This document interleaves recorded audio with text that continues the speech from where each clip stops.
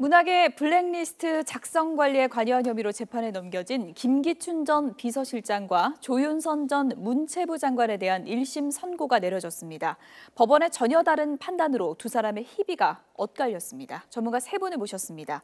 신지호 연세대 개건교수, 김영주 국민대 개건교수, 그리고 서정욱 변호사 나오셨습니다. 세 분 어서 오세요. 안녕하세요.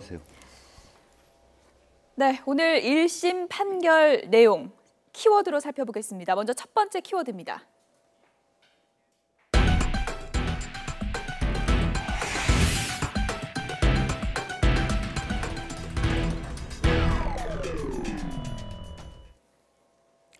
(6개월) 만에 집으로 조윤선 전 장관이 석방이 돼서 돌아갔습니다. 서정욱 변호사님, 그러니까 핵심이 됐던 블랙리스트 혐의는 무죄인 거죠?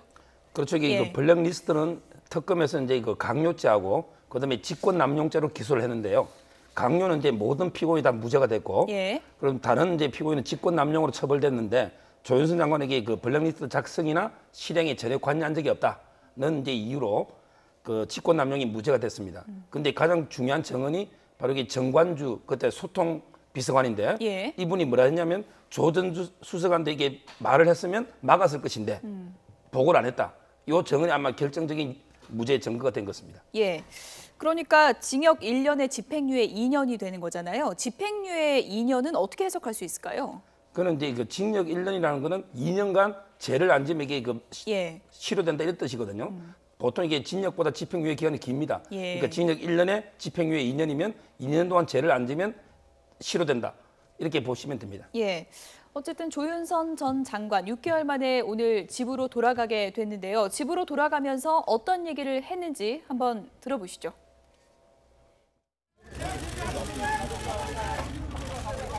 같은데 2심 재판 또 어떻게 준비하실 거세요? 재판에 성실히 끝까지 임하겠습니다. 저에 대한 논의를 풀어주셔서 감사하게 생각합니다. 앞으로 특검이 항소할 것 같은데 2심 재판 또 어떻게 준비하실 거세요?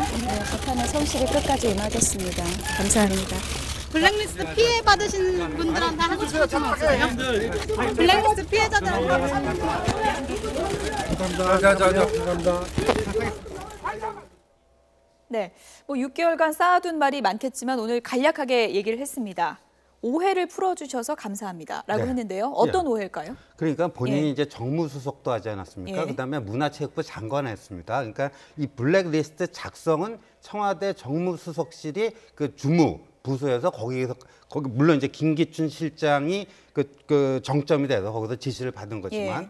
근데 정무수석도 했고, 그 실행할 때는 아무래도 이제 그 담당 부처인 문화체육부에서 할 거 아니에요. 그러니까 작성과 실행에 다 거기에 요직을 한 사람 아닙니까? 그래서 이제 그런 이제 오늘 이렇게 누명을 쓴 건데 이게 이제 이렇습니까? 보니까 그 정무수석실에서 그 정무수석으로 취임 당시에 이미 그게 진행되고 있었고, 그다음에 그 정무수석실 1급 비서관들도 다 관여가 돼서 오늘 실형을 언도를 받았는데, 그러니까 그 김기춘 비서실장과 정무수석실의 1급 비서관들이 했었고, 그 중간에 있던 정무수석은 사실상 뭐 좀 무시당하거나 그쪽에는 보고가 안 됐다. 이런 것들이 어떻게 보면 이제 입증이 돼서 이제 누명을 벗을 수 있었던 것 같습니다. 한편으로는 실제로 이제 뭐 누명을 벗었다고 하지만 실제로 그 동안에 말하자면 무늬만 정무수석, 무늬만 장관이었다라는 것이 이대로 드러난 것 같고요. 실질적으로 본인이 이제 보고는 받은 적이 있었지만 실질적으로 관여한 적이 없었다. 혹은 실제로 유진영 전 장관이 문체부 관련해서 여러 가지 실질적인 검증을 하기 위한 어떤 증거로서의 많은 말하자면 인터뷰도 하고 제출을 했음에도 불구하고 조윤선 장관에 대한 핵심적인 재판부가 유죄라고 인정할 만한 것을 말하자면 특검이 제시하지 못했다 이렇게도 볼 수 있겠습니다. 서정욱 변호사님, 특검에서 문화예술인을 배제하는 과정에 조윤선 전 장관의 직접적인 지시가 있었다라고 이제 주장을 했고 징역 6년을 구형했던 거죠. 그렇죠. 상당히 차이가 큰 것 같은데요. 그렇죠. 엄청나게 처음에는 김기춘 실장이 구형이 제일 많고, 그다음에 두 번째가 조윤선 장관이었고요. 근데 오늘 판결문을 제가 정확하게 분석을 해보니까 크게 두 가지 이유예요. 뭐냐면 이게 신동철 그때 정무비서관 있잖아요. 이분이 이게 조윤선 장관한테 보고한 증거가 없어요. 그 보고했다는 게 진술이 없는 거. 그게 첫째 이유고요. 그다음에 조금 전에 말했던 정관주 그 당시 이게 국민소통비서관이에요. 정무수실에. 그분에게 오히려 역으로 더 유리하게 만약에 조수석이 알았더라면 막았을 것이다. 블랙리스트를.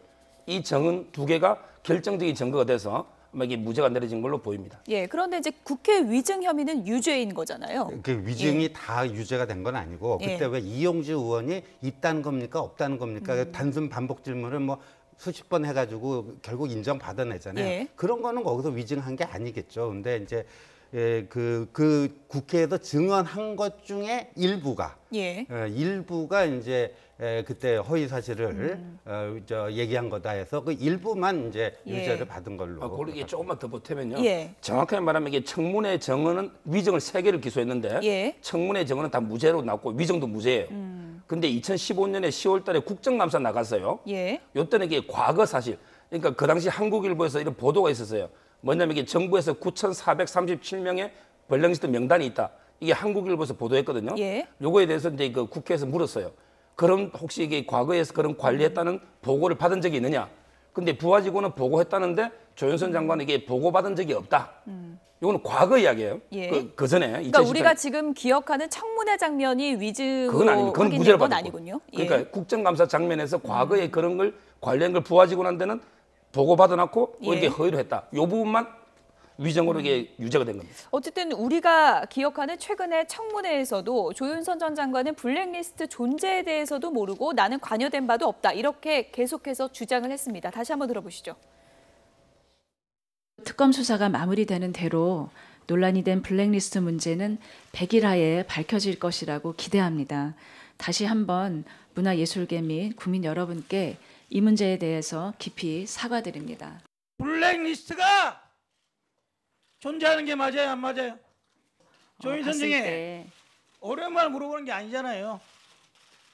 문건으로 된 블랙리스트가 존재하는 게 맞아요, 안 맞아요? 예술인들의 지원을 배제하는 그런 명단은 있었던 것으로 판단이 되고 있습니다. 그러면 블랙리스트를 본 적이 없다는 입장을 견지하시는 겁니까? 저는 전혀 본 적이 없습니다.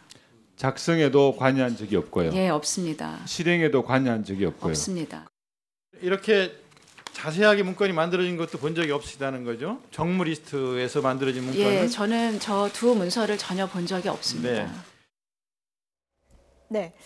오늘은 그러니까 법원에서 명확한 증거를 가지고 이제 법적인 판결을 내린 것이지만 저런 이제 영상을 보고 하면 정치적인 책임은 상당히 좀 무겁게 느껴야 한다. 이런 비판의 목소리도 높습니다. 그렇습니다. 기본적으로 그 핵심적인 측면은 비서실장과 민정수석실이 많이 했다 하더라도 정무수석이 전반적으로 문화부 또 문체부 장관을 하는 입장에서 사실 파악을 하지 못했다는 측면도 있고요. 또 그것을 실제적으로 보지 않았다 하더라도 그런 흐름을 몰랐을 리는 또 없는 부분이거든요.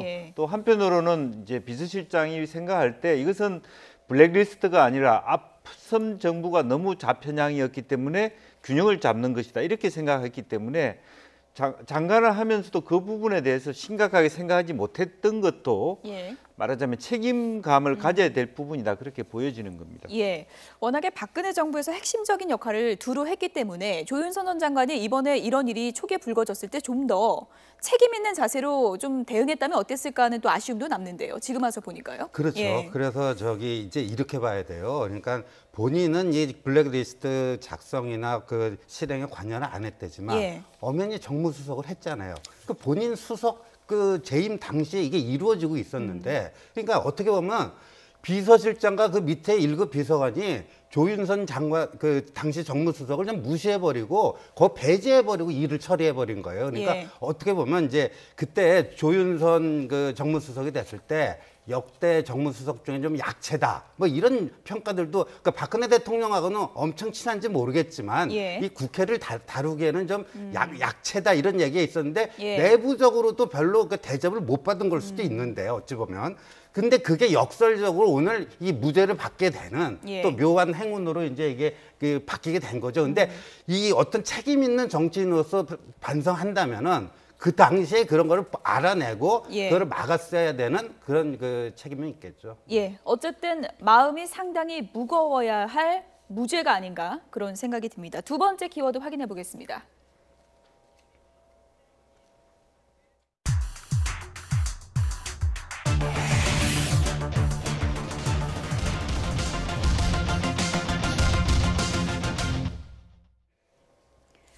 네, 조윤선 전 장관의 오늘 석방까지 이분의 역할이 가장 컸다. 이런 얘기들이 많이 나오고 있습니다. 이름하여 남편의 사부곡 이렇게도 불릴 정도로 결심 공판에서 남편 박성엽 변호사가 상당히 구구절절 긴 호소를 했었는데요. 그 내용이 어떤 내용이었었는지 저희가 음성 대역으로 좀 준비를 해봤습니다.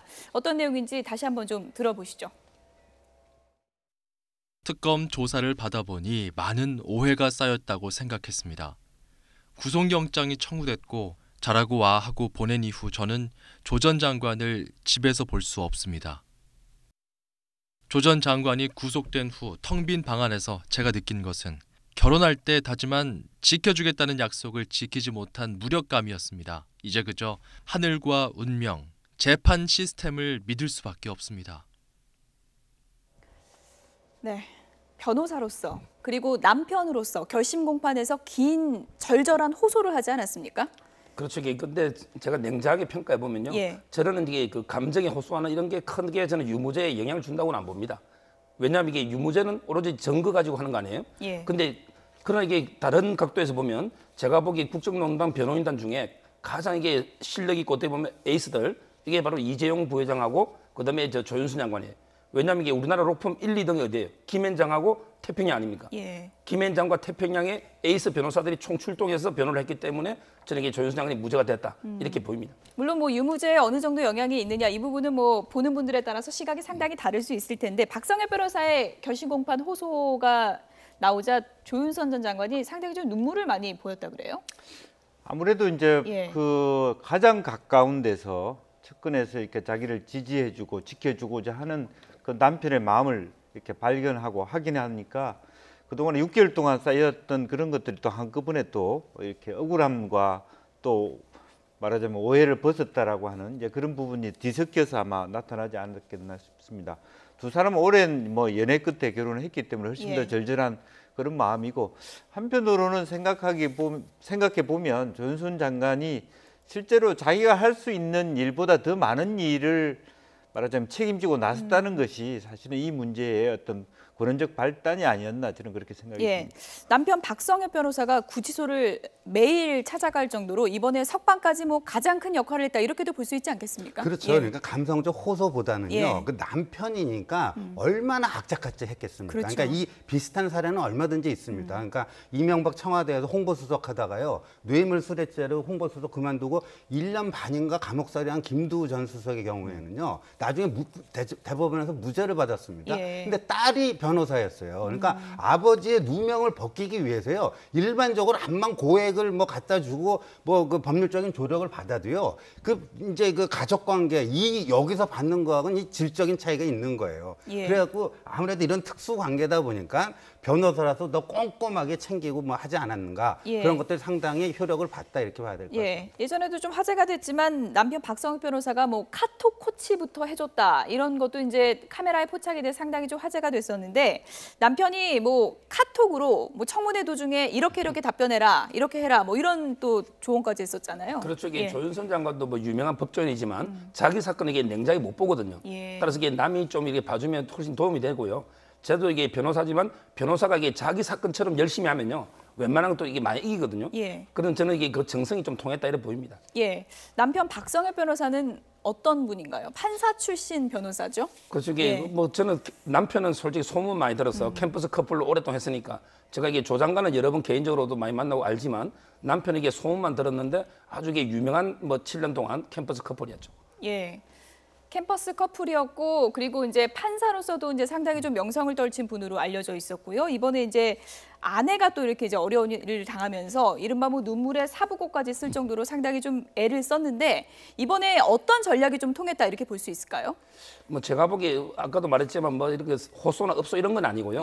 하나하나게 객관적이고 냉정하게 증거를 가지고 팩트로 승부한 게 왜냐하면 이게 조 장관에 대해서 직접 가담했다는 증거는 없거든요. 그 두 명의 증언 때문에. 그런데 그 전공법을 택한 게 저는 무죄의 원인으로 봅니다. 신재 교수님.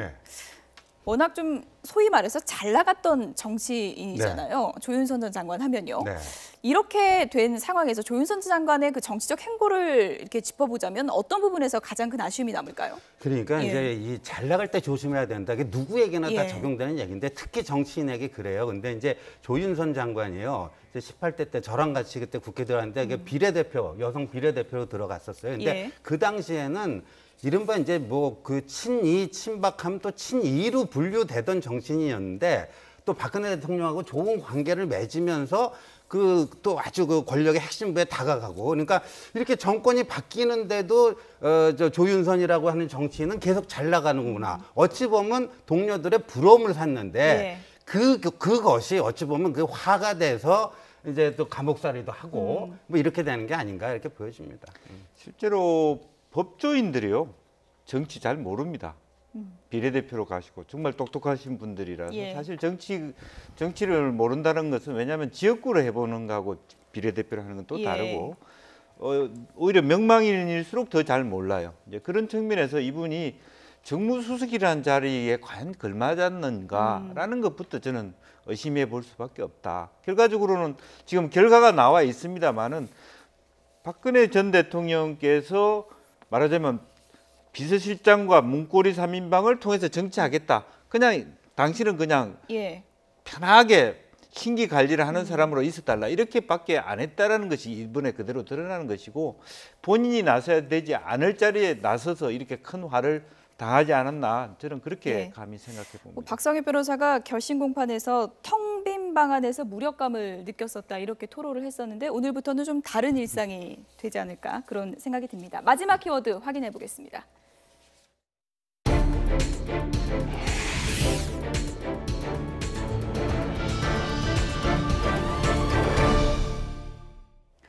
운명이 달랐던 한 분, 왕 실장은 유죄입니다. 왜 다른 겁니까? 제가 보기에 그 한마디로 하면 이게 직접 증거가 차고 넘쳤어요. 뭐냐면 이게 김기춘 실장이 두 가지 전략이었거든. 첫째, 모르쇠 전략. 나는 이게 블랙리스트 전혀 모른다. 근데 모든 관계자들이 모든 피고인들이 전부 이게 김기춘 실장한테 지시를 받았다. 이렇게 정언해 버렸어요. 그럼 이게 직접 증거가 차고 넘친 거고요. 예. 그다음에 두 번째는 김기춘 실장이 뭐라 했냐면 이거는 비정상의 정상화였다.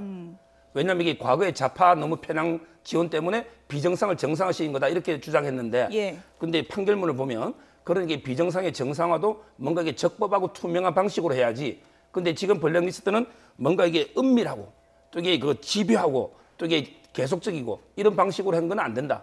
이게 바로 판결 요지죠. 이른바 뭐 김기춘 전 실장도 법꾸라지다 이렇게도 불리지 않았습니까? 결국은 피해가지 못했네요. 예, 실제적으로 본인이 생각할 때는 이 블랙리스트 건과의 상관은 없었습니다만은 마음으로는 우병우가 책임질 것이다라는 기획을 하면서 이렇게 뭔가 설정했던 것 같습니다. 예. 그런데 본인이 당한 것은 우병우 실장은 아직까지 지금 밖에 있는데 먼저 들어갔다라는 부분이고 실제로 핵심적으로 우병우 말하자면 민정수석이 상당히 나름대로 자기 빠져나갈 회로들 잘 설정해 놨다라는 것이고 한편으로 블랙리스트라고 하는 것을 제가 말하자면 김기춘 비서실장의 머릿속에 보면 이것은 어떤 잘못된 것이 아니라 나라를 위한 충정이다 이렇게 생각해 왔고 평생을 그렇게 살아왔기 때문에 자기로서는 균형 잡힌 국정을 위한 말하자면 노력이었다 이렇게 본 부분이 있었던 것 같습니다. 그래서 좀 더 솔직하게 그런 지시를 했던 것 그런 것이 오히려 지금 화를 당하고 있지 않나 그렇게 생각이 듭니다. 어쨌든 뭐 구속되기 전에는 전략이 모르쇠 전략이었습니다. 최순실도 모른다, 블랙리스트도 모른다 그런 전략이었는데요. 다시 한번 들어보시죠. 그런데 최순실을 몰랐다? 이게 앞뒤가 안 맞죠. 지금 그렇죠? 저 최순실 죄송합니다. 저도 이제 나이 들어서 이제 와서 나이 들어서 나이 핑계 대지 마시고요. 저도 한 말씀 올리겠습니다. 네? 최순실이라는 이름은 이제 보니까 뭐 제가 못 들었다고 말할 수는 없습니다. 그러나 최순실이를 알지는 못합니다. 자, 최순실이라는 사람하고 이제 그만하시고요. 접촉은 없었습니다. 정윤회는 압니까 그러면? 네, 김기춘 전 실장 나이가 들어서라는 핑계를 댔지만 결국은 이것이 뭐 앞뒤가 다 안 맞는 것으로 드러난 게 아니겠습니까? 그런데 저 최순실을 알고 모르는 건하고요 블랙리스트하고는 상관이 없습니다. 그렇죠. 그러니까 이제 오늘도 그 판결을 보면은 최순실이 뭐 블랙리스트 작성과 실행에 관여했다 이런 거는 나타나지 않았거든요. 그러니까 근데 김기춘 실장은요. 최순실이라는 존재에 대해서 몰랐다는 건 새빨간 거짓말이고요. 예. 친박이 아니었던 저 같은 사람도 다 아는데 어떻게 모릅니까? 예. 그건 새빨간 거짓말인데 김기춘 실장 워낙 그 자기 법 전문가로서 자기 보호막을 잘 치는 분이기 때문에 예. 최순실하고 직거래는 저는 안 했을 거라고 봐요. 직거래. 직거래는 안 하고 간접거래한 겁니까? 인지는 하고 있고 최순실이가 지금 어떻게 움직이고 있구나 이런 파악은 하지만 최순실하고 직거래는 안 하고 혹시라도 나중에 본인이 엮여 들어갈 것을 사전에 차단하려고 했던 그런 거는 분명히 있었는데 예. 그것과는 다르게 예. 최순실하고 어떻게 보면 관련이 없는 블랙리스트 건으로 이렇게 이제 이거는 예상을 전혀 못했던 거예요. 예상을 못했던 것 같아요. 예. 네. 실제로는 보면 이제 본인이 화가 났을 거예요. 최순실의 존재가 청와대를 왔다 갔다 하는 정도의 감은 갖고 있었겠지만 이 정도로 모든 부분에 자기보다 훨씬 영향력 있게 일을 했다는 것에 대한 아마 이렇게 뒤늦은 어떤 그런 뭐 이렇게 감회 이런 것들은 분명히 있지 않을까 생각이 들어요. 예. 조금 전에 김기춘 전 실장이 보호막을 잘 친다고 이제 표현을 해주셨는데 상당히 자신의 건강에 대해서 호소를 하면서 또 보호막을 치려고 하고 있습니다. 왕 실장 김기춘 전 실장의 말말말 보시죠. 언제 죽을지 모른다는 불안감에 내가 매일 떨고 있다. 옥에서 죽고 싶지 않다. 또 망한 왕조 도승질을 했으면 사약을 받지 않겠는가. 재판할 것 없이 사약 받으라면 깨끗이 마시고 끝내고 싶다. 그러니까 좀 앞뒤가 말이 안 맞고요. 그리고 이런 얘기도 했습니다. 심장이 언제 멎을지 모른다. 기력이 없어서 바지를 입다가 쓰러지고 너무 불편해서 오늘은 환자복 그대로 나왔다. 이렇게까지 이제 건강을 문제를 호소했습니다. 건강이 뭐 좋지 않은 건 알겠는데 상당히 저런 표현들을 어떻게 봐야 됩니까? 제가 보기에 저런 또 감정적인 표현들은요 판사들에게 전혀 신경 안 씁니다. 예. 판사들에게 원칙에 따라 양형을 하고요. 오늘 이게 그 3년이 저는 이게 정확하게 3년을 예측했는데 왜냐하면 이게 최고형이 5년 이하예요. 그럼 보통 3년인데 근데 일반 인터넷에 보면 너무 가벼운 거 아니냐 이런 지적이 있는데 예. 저는 이게 그 판결문을 보면 개인적 이익을 취한 건 아니다. 왜냐하면 다른 국정농단은 개인적 이익을 취한 거 아닙니까? 이거는 이게 그건 아니기 때문에 형량을 3년으로 정했다 이래 보이고요. 예. 아마 이게 하나만 더 붙이면 저는 이게 가장 궁금했던 게 박근혜 대통령 어떨까? 그다음에 최순실, 조윤선 3명이 제일 궁금했거든 블랙리스트 때요. 예. 근데 최순실도 공개 없다. 그다음에 오늘 판결을 보면 박근혜 대통령도 공범은 아니다는 거죠. 공무원 증거가 없다. 예. 다만 이게 노태강 부분은 빼더라도 이게 아주 좀 의미 있는 판결 같습니다. 박근혜 전 대통령 재판에서 예를 들어서 블랙리스트 공범이 아니다라는 오늘 재판부의 판단이 어떤 영향을 미치게 되는 겁니까? 아주 이게 중요한 그 참고 자료가 되고요. 예. 아마 이게 8월 중순부터 본격 블랙리스트 심리를 하거든요. 물론 이게 100% 구속되는 건 아니지만 예. 여기서 이게 본격 심리한 게 다 증거로 넘어가요. 따라서 이게 제가 보기에는 상당히 그 박근혜 대통령 블랙리스트 부분의 무죄는 중요한 참고자료가 될 겁니다. 예, 오늘 판결에서 상당히 좀 사회적으로 저희가 무겁게 받아들여야 될 부분은 이 블랙리스트 자체에 대해서 재판부가 상당히 이제 비판을 했다는 거죠. 네, 그렇습니다. 예. 블랙리스트 자체에 대해서 비판을 하고 또 지난번에 사실은 헌재에서 그런 엄격한 어떤 규정을 했습니다. 예. 블랙리스트가 갖고 있는 왜 문제가 되는가에 대한 명확한 부분을 했습니다만은 근데 일반인들이 보기에는 그럼에도 불구하고 형량은 굉장히 낮다 이렇게 말하자면 불균형하게 느껴질 겁니다. 앞에서 언급한 거하고 실제 형량하고는 상당한 괴리가 있게 느껴지는 것은 사실인 것 같습니다. 예. 블랙리스트라는 게 이번에 이제 문제가 된 건 문학의 블랙리스트 아니겠습니까? 이 재판부의 판단은 뭐 김기춘 전 실장이 몇 년이고 이런 게 중요한 게 아니라 앞으로 우리 사회에서 이런 게 이제 좀 없어야 된다 이런 취지의 이제 판단으로도 받아들여야 될 것 같은데요. 이건 사실상 헌법 정신을 위배하는 거 아니겠습니까? 표현의 자유를 어떤 특정한 정치적 잣대를 가지고 누군 되고 누군 안 되고 예를 들어서 대한민국의 뭐 이거를 정체성을 부정하거나 무슨 체제 파괴 활동을 하는 그런 게 아닌 이상 그 헌법상에 보장된 자유로서 인정을 해야 되는데 김기춘 실장이요 유신 시대 때 왜 그 유경수 여사 저격한 문세광을 직접 신문하면서 그 자백을 이끌어내고 그러니까 그 당시의 감각을 가지고 지금 2010 몇 년에 이게 국정을 이끈 게 아닌가 하는 그런 안타까움이 드네요. 예, 재판부의 블랙리스트 자체에 대한 판단이 이제 길게 좀 나오지 않았습니까? 그 부분을 좀 짚어주시죠. 어떤 의미가 가장 중요하다고 볼 수 있는 겁니까? 저는 이게 그 한마디로 말해서 그 김기춘 실장은 바로 이 비정상을 정상화시킨 게 블랙리스트다 이렇게 변호를 했거든요. 근데 오히려 저는 법원에서는 그게 거꾸로 이렇게 이걸 엄벌에 처하는 게 정말 비정상이 정상하다. 그래서 이게 항상 뭐든지 투명하고 적법한 절차로 이게 개선을 해야지 아까 말한 것처럼 이게 은밀하고 집요하게 장기간 계속해서 한 건 아주 문제다. 이게 그 판결의 핵심 같습니다. 김기춘 전 실장 같은 경우는 지금 건강 문제 계속 호소하면서 보석도 뭐 신청했다고 그런 얘기도 들리던데요. 배려를 받을 가능성이 이제 없어진 거죠? 제가 봐도 이게 항소를 뭐 당연히 하겠지만 저는 이게 요즘 항소심은 사정 변화가 없으면 그들에게 기각시키는 원칙이거든요. 따라서 이게 항소를 한다 해서 뭐 감형이 되거나 뭐 집행유예하게 그 받기는 좀 어렵지 않을까 보입니다. 블랙리스트 1심 판결 얘기는 여기서 좀 정리를 하도록 하고요. 이번엔 청와대로 가보도록 하겠습니다. 가뚜기 또 피자 CEO, 오늘 청와대 상춘제에서 나온 얘기들입니다. 주제어 보시죠.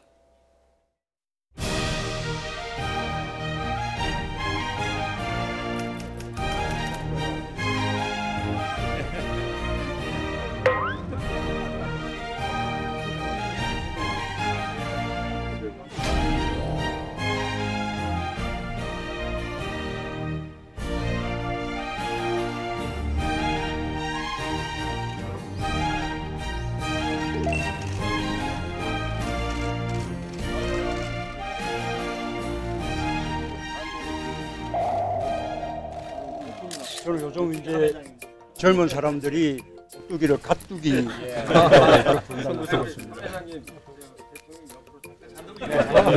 왜요? 네, 굉장히 부담스럽습니다. 이쪽으로 오세요.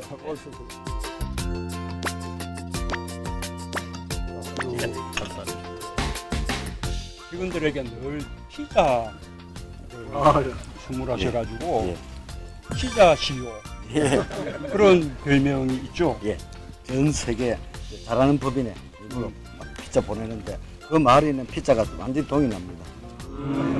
법인에 뭐 공장 같은 데는 몇천 명이 있으니까요. 그 피자집 몇 군데서 막 다 하면 이틀 전부터 만들어가지고 좀 더 보내야 돼요. 일을 잘한다 그러면 바로 기업이 잘 돼야 나라 경제가 사는 거고 국민들도 함께 또 잘 살 수 있다고 생각합니다. 더불어 잘 사는 경제를 야여!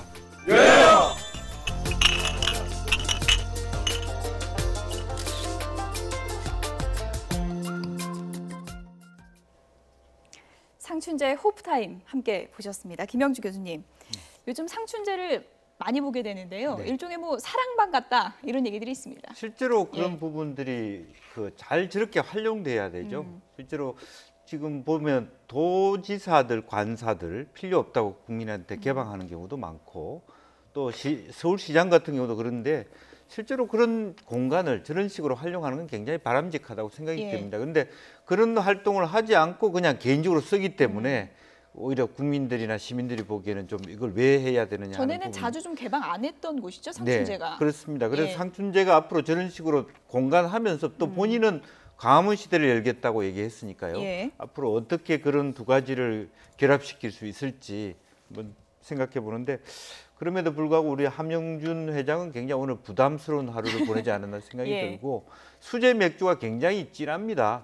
낮에 먹었기 때문에 굉장히 한 잔을 마셔도 굉장히 많은 이렇게 발그레한 표정에서 이렇게 훈훈한 대화가 오가지 않았을까 그렇게 생각이 듭니다. 어쨌든 뭐 재벌 회장님들 하면 상당히 원래 좀 무겁잖아요. 그런데 오늘 노타이에다가 맥주 마시는 모습 보니까 상당히 신선하더라고요. 그렇죠. 그러니까 문재인 청와대가요. 이미지 정치는 굉장히 잘하는 것 같아요. 오늘도 격식 파괴 아닙니까? 그냥 넥타이 풀고 호프 잔 들고 뭐 이렇게 하는데 근데 우리 그 공짜 점심은 없다. 그 영어 속담 있잖아요. 근데 이거 오늘 점심도 아니고 저녁이에요. 거기다 술까지 나왔습니다. 그럼 그게 공짜겠냐고요. 다 뭔가 이 세팅 해놓은 거 보면요. 그 어떤 그 행사 기획의 어떤 치밀함 같은 것도 느껴지거든요. 저 중소기업 저 수제 맥주 있잖아요. 저기도 전원이 전 임직원이 다 정규직이라는 거 아니에요. 그러면 저 재벌 회장님들이 다 정보 보고 다 받고 들어가고 일종의 그 심리적 그 뭐 그런 압박감을 안 느낄 수가 없는 거죠. 그러니까 뭔가 이제 오늘 저기 들어가서 선물 보따리를 풀어놓고 나온 기업들도 있겠지만 오늘 저 청와대 선물 보따리 못 풀고 나온 기업들은 굉장히 또 무거운 숙제를 오늘 밤잠에 안 오겠네요. 무거운 숙제를 안고 오게 된 거죠.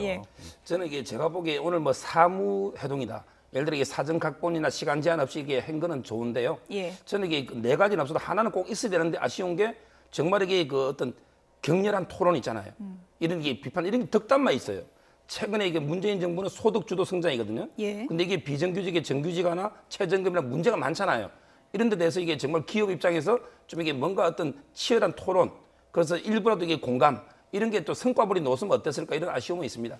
원래 이렇게 술 한 잔 곁들이는 자리에는 건배사가 상당히 중요한데요. 건배사, 문재인 대통령의 건배사 어떤 메시지였는지 보시죠. 기업이 잘 돼야 나라 경제가 살고 국민도 잘 살 수 있다고 생각합니다. 그런 의미에서 위하여 해주시면 됩니다 했는데요.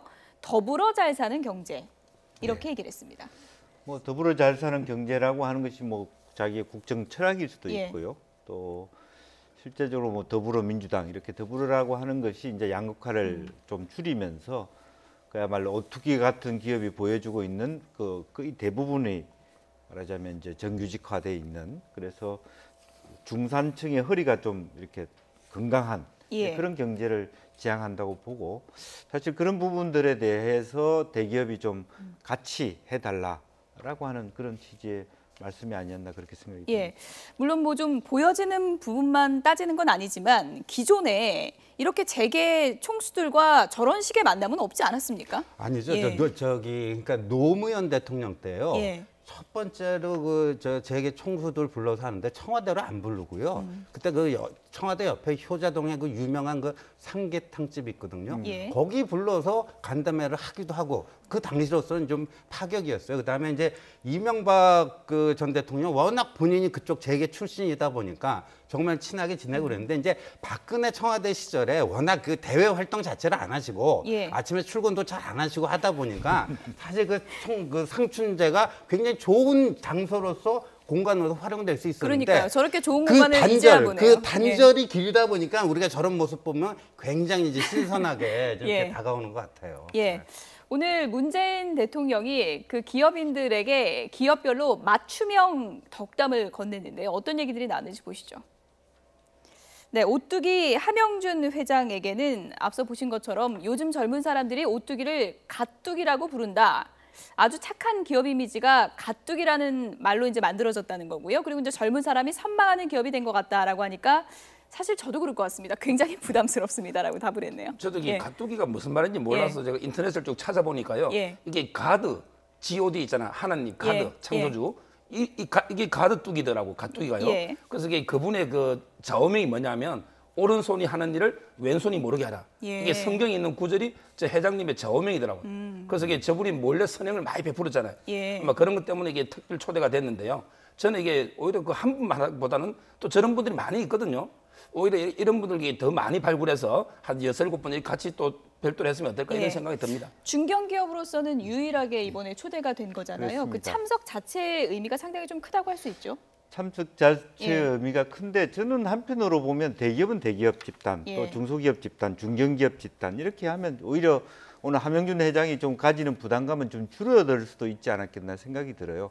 오뚜기로서도 대기업하고 같이 하기가 굉장히 좀 너무 지나치게 두드러지기 때문에 본인 스스로 그런 얘기 하지 않았습니까? 실제적으로 굉장히 부담스럽다라고 하는 거고 실제로 솔직히 얘기해서 어떤 기업이 정치인이 이렇게 칭찬해 주는 것을 마음 깊이 기뻐하는 기업이 많이 있습니까?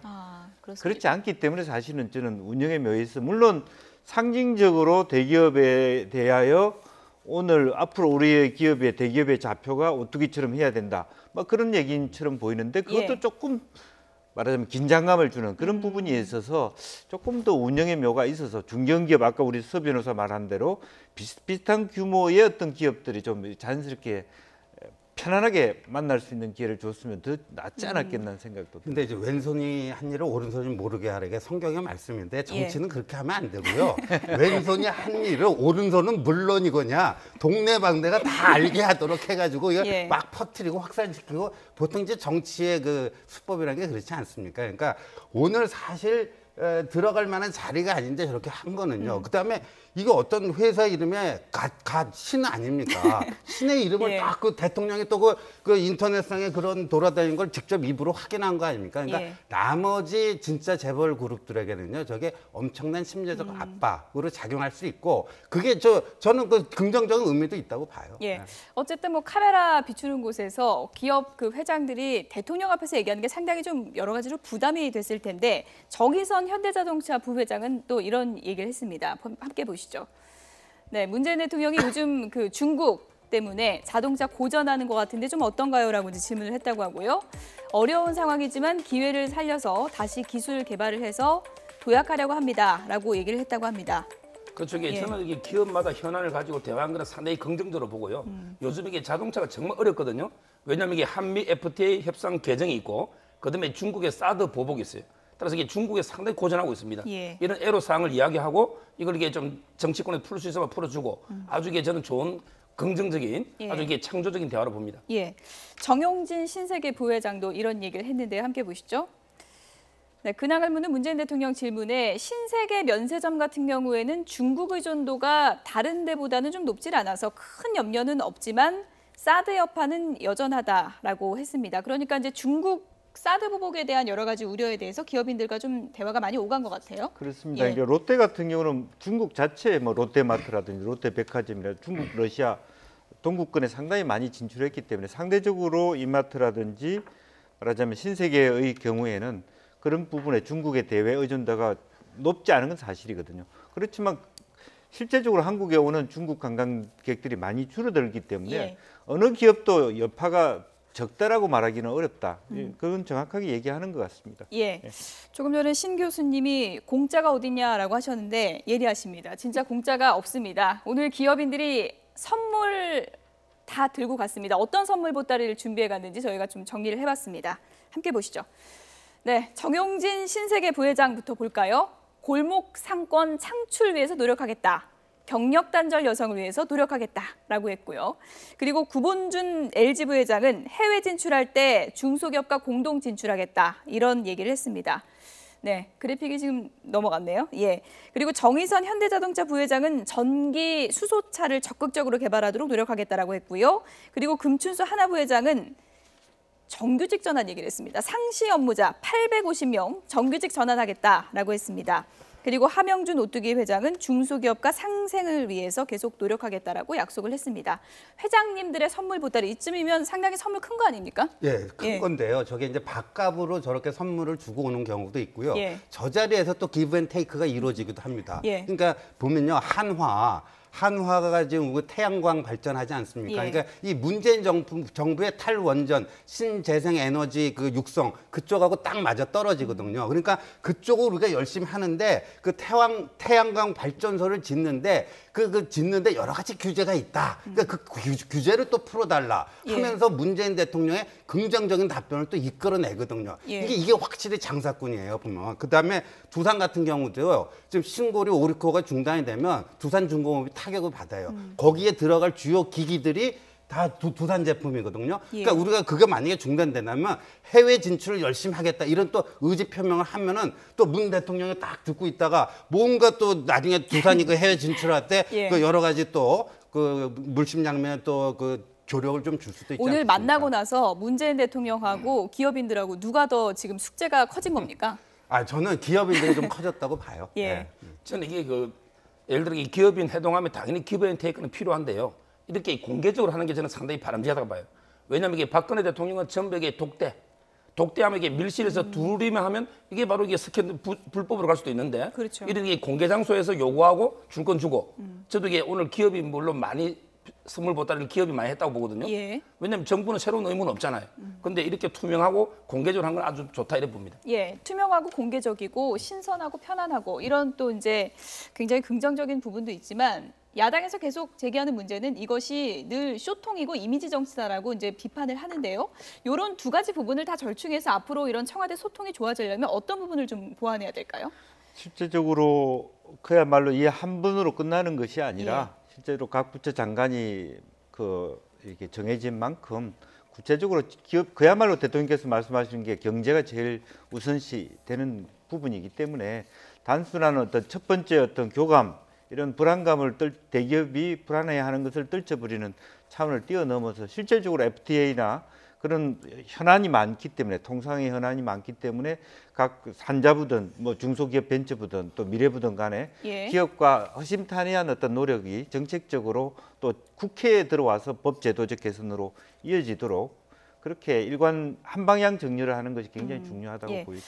어쨌든 뭐 기업인들의 선물 보따리가 지금 여기 나이트 포커스를 통해서도 전 국민에 다 공개가 됐기 때문에 앞으로 이것을 지키려는 노력을 기업들이 얼마나 할지도 또 지켜보도록 내일 하겠습니다. 오실 분들은 또 예. 더 고민을 하고 내일 밤을 삼성도 설치지 있는데요. 않겠느냐. 어떤 예. 선물 보따리를 가져올지 지켜보도록 하겠습니다. 끝으로 국정농단 사건 잠시 얘기를 좀 더 해보겠습니다. 안민석 의원이 최순실 재산 추적, 이른바 뭐 전문가다 이렇게 불러도 될 것 같은데요. 이런 주장을 했습니다. 들어보시죠. 최순실 감옥에 있지만은 예. 구치소죠, 최순실의 아직은. 독일 은닉재산 조력자와 그 조직 시스템은 예. 그대로 작동을 잘 원활하게 하고 있고, 아, 그래요? 예, 그리고 재산 처분하고 있는 현장을 저희들이 확인을 했고요. 저들의 내부 제보인데요. 정유라만 있으면 된다. 정유라만 감옥 안 들어가면 된다. 그렇게 말해요? 네, 그럼요. 그 이야기는 정유라에게 창구 열쇠를 넘겼다는 그런 의미로 저는 해석을 했습니다. 최태민이 관리했던 재산. 박정희, 네. 박근혜 그쪽의 재산이 최순실에게 넘어간 거 아닙니까? 네. 그리고 이미 최순실에서 재산은 정유라로 지금 다음 세대로 넘어가고. 있다.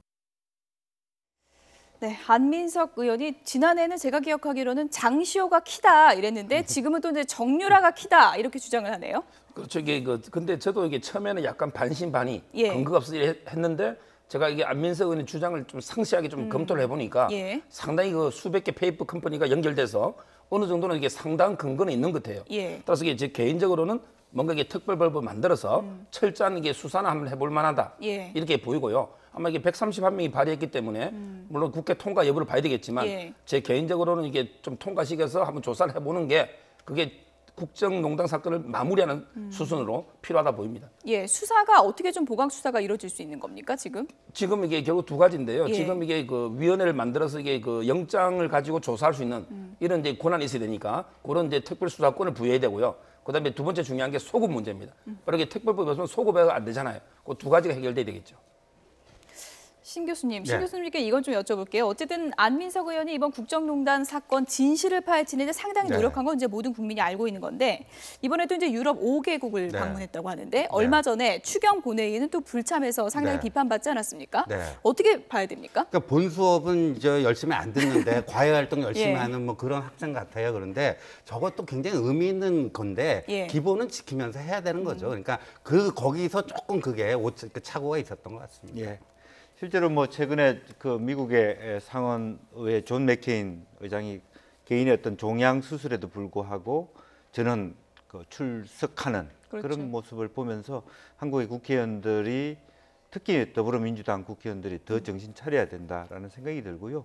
여야 할 것 없이 정말 본회의 제대로 출석하는 그런 어떤 유권자들을 끝까지 말하자면 신뢰할 수 있도록 그렇게 해가는 자세가 필요할 것 같습니다. 예, 이 얘기는 안민석 의원뿐만이 아니라 모든 국회의원에게 해당되는 그런 그렇습니다. 얘기였던 것 같습니다. 신지호 연세대 개건교수, 김영주 국민대 개건교수 그리고 서정욱 변호사 세 분이었습니다. 고맙습니다. 감사합니다.